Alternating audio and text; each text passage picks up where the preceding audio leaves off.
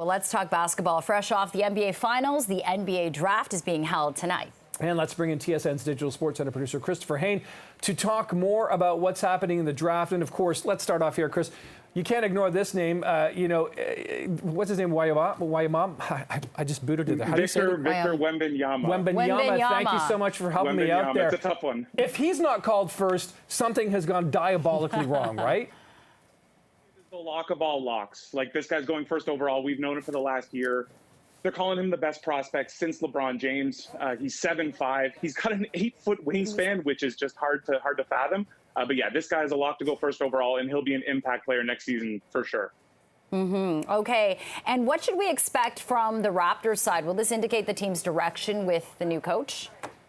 You'd think so. Like, there's a lot of options for the Raptors. I know they're kind of always mentioned in trade rumors.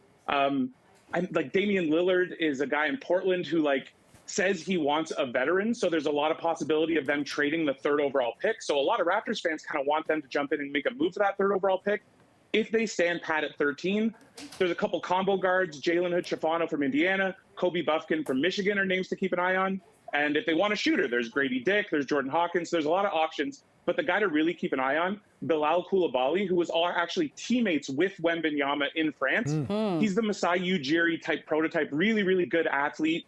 It wouldn't shock me if the Raptors make a move on him, if he's there at 13. Of course, and that's what the thing, right? You got a dozen picks ahead of you. You never know, Christopher. So how deep would you say this draft class is as compared to the others?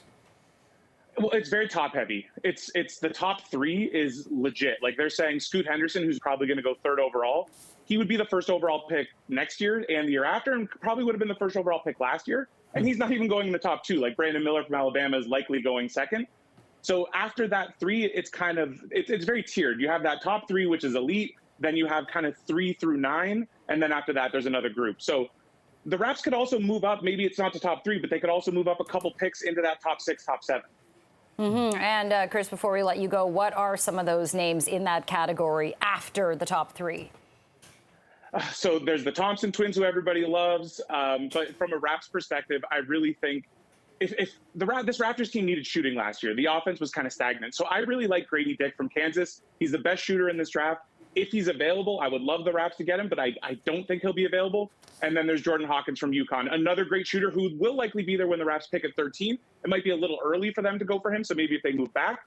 But I think the Raps need shooting, and those 2 names I would love for Toronto. Yeah, that would be great indeed. Christopher Hain from TSN Bar Down, really appreciate this. We also have to keep in mind, of course, Fred VanVleet went undrafted and sort of is now a league star. So we'll see if there's some gems that get left behind. Thanks for the time this morning, though. I really appreciate this. Thank you. Yeah, thanks for having me. Okay.